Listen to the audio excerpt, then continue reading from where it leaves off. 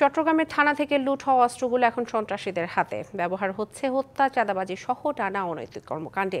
সাতকানিয়ায় গণপিটুনিতে জামায়াতের 2 কর্মী হত্যার পর দেখা গেছে ঘটনাস্থল থেকে উদ্ধার পিস্তলটি সিএমপির কোতোয়ালি থানা থেকে লুট হওয়া। এসব অস্ত্র উদ্ধার না হলে আইনশৃঙ্খলা পরিস্থিতি আরও অবনতির আশঙ্কা করা হচ্ছে। 5ই আগস্ট সরকার পতনের পর চট্টগ্রাম নগরীর 16টি থানার মধ্যে 8টি থানার অস্ত্র লুট হয়ে যায়। লুট করা পুলিশের 950টি অস্ত্রের মধ্যে এখনও হদিশ মেলেনি 1.5 শতাধিক অস্ত্রের। লিলি হালাল বিউটি সোপ, বিএসটিআই কর্তৃক সনদপ্রাপ্ত দেশের প্রথম হালাল বিউটি সোপ, দীপ্তিময় উজ্জ্বল ত্বকের জন্য। কোতোয়ালি থানা থেকে অন্যান্য অস্ত্রের পাশাপাশি লুট হয় 33টি পিস্তল। এর মধ্যে কয়েকটি পিস্তল উদ্ধার হয়েছে, যার একটি জামায়াত কর্মী নেজামের হাতে ছিল।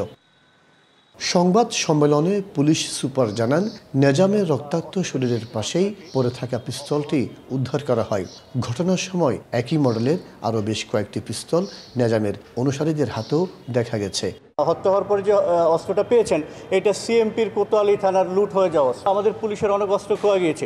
এই অস্ত্রগুলো কিভাবে কাদের কাছে গেল, বিষয়টি অনেক প্রশ্নের জন্ম দেয়। লুট হওয়া অস্ত্র উদ্ধারে অভিযান অব্যাহত রয়েছে বলে জানিয়েছেন সিএমপির ঊর্ধ্বতন কর্মকর্তারা। জননিরাপত্তার ক্ষেত্রে একটা উদ্বেগের কারণ হয়ে দাঁড়িয়েছে। নিয়মিত অভিযান পরিচালনা করছি। আমরা আশা করছি আমাদের একটি অস্ত্র এবং একটু অ্যামিউনিশনও আমাদের রিকভার্ড থাকবে না। এদিকে আওয়ামী লীগের 15.5 বছরের শাসনামলে দেয়া 146টি বৈধ অস্ত্রেরও হদিশ মিলছে না। মাসুদুল হক, ডিবিসি নিউজ, চট্টগ্রাম।